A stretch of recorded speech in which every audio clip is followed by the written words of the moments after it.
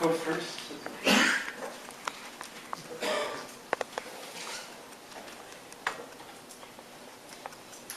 I'm going to read from some prepared notes briefly. If I don't read from them, you might just find me with my jaw hanging open in the middle of a reminiscence. I remember Richard Brautigan, the early days. I remember when I first met Richard Brautigan. It's the spring of 1957, a few months after I arrived in San Francisco up from Santa Barbara. He's with Ron Lowenson at a Helen Frankenthaler opening at the East-West Gallery. They tell me they're poets. They are both very young, like 19 or 20. Ron likes Wordsworth, and I make fun of his choice. Wordsworth is so old-fashioned. I was just up for Measure Pound. Richard asked for my address, and I give it to him. I'm right over at La Rocca's bar on Columbus Avenue. He shows up the next night and suggests we go to dinner. Only he doesn't have any money, which means I take him. He shows me this basement in Chinatown where dishes are 39 cents each. Then we go to Grand Avenue where we run into Mike Nathan, a very young artist who has painted the picture hanging in City Light's window, a priest and a policeman standing side by side with deadpan expressions. Mike wants to show me North Beach, but Richard isn't happy with this and spends the rest of the evening following a half a block behind. He maintains a somewhat moody distance during the next 2 years whenever I run into him in North Beach. Then he gets married to Ginny Alder, and they have a daughter, Ianthe. Coming back in the winter of 1964 from Japan, where I had been for 4 years, I meet Richard again, and he's almost a different person. He and Ron Lowenson started a magazine called Change in 1963. I had sent them some poems. The magazine is modest, stapled publication with a very solemn picture of Richard and Ron on the cover.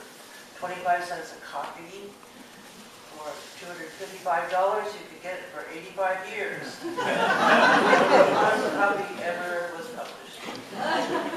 Also, when I was still in Japan, some sections of his book, Trout Fishing in America, were published in the Evergreen Review, which I thought were hilarious. I read them standing up in a bus in Kyoto. I made a great commotion laughing out loud and stared at, very unreserved. I wrote Richard when I returned to tell him how much I liked his writing. We were communicating again. Although he was never part of any literary establishment, he did have the friendship and attention of Jack Spicer at North Beach. They were both born on January 30th, fellow Aquarians.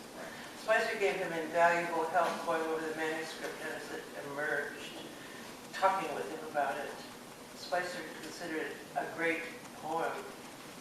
Spicer also introduced him to his future publisher, Don Allen. Eventually, Trout Fishing in America sold way over 2 million copies. During the winter of '64, we started to see each other frequently in North Beach. We became tremendous Beatles fans, writing them a fan letter at Vesubio's bar. He never answered the letter, but I'm not sure we mailed it. Richard moves out to Bolinas for a short time on the then very empty Mesa in a house Bob Kelly B. Jones is building for Mel Wax. There's a Greyhound bus that gets him there. It arrives in the evening and leaves in the morning. 1964 Bolinas is very quiet. A handful of houses, no liquor store, was a beauty parlor. The bar too scary and rednecky to go into.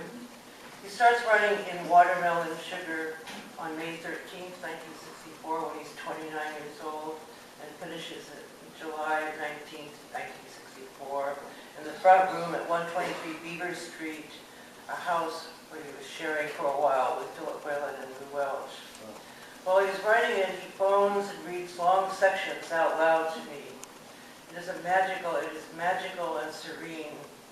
He later does a public reading at Buzz Gallery in July, a year later, 1965, and 2 performances a week apart, while the Berkeley Poetry Conference is going on across the bay, which he wasn't invited to talk about. He was not part of that literary establishment. Later, it's published by Don Allen in 1968 by Four Seasons Press. Meanwhile, back in 1964, Richard is nominated for the Formentor Prize for the upcoming publication of The Confederate General from Big Sur by Grove Press. This is a very famous $10,000 international award, and Richard thought he had a chance to win it. He would be catapulted into fame, and everything would change for him, just like what happened to Kerouac. Thrown to the media, becoming an instant success. He always reminded me, this might be the last time we can talk like this.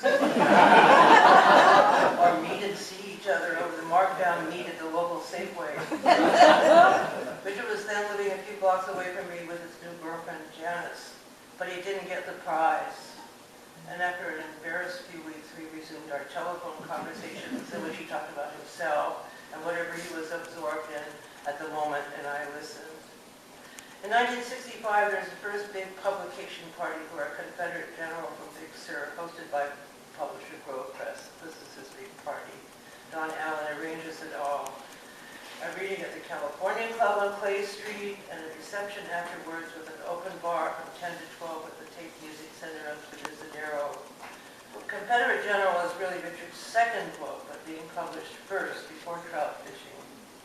Tom Parkinson from the English department at UC Berkeley does a review for his SF Chronicle, his first big review.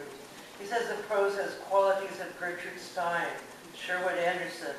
Fact and fraud and wild whimsy are all reported with an air of detachment, and the author has the potentiality of Soroyan and brings American humor a new and disturbing voice.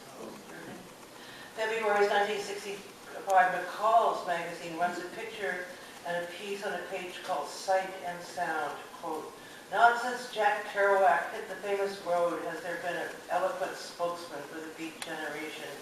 In fact, we thought they had all grown up, but here comes Richard Brautigan, 29, with a Confederate General in Big Sur, a wildly original fictional fantasy, somehow telling all about what makes the Beats tick, their bravado, pathos, and especially their laughter. P.S. If liberal use of four-letter words offends you in a novel, Mr. Brautigan is definitely not for your book shelf." That was his first big magazine he published in. I leave where you're at.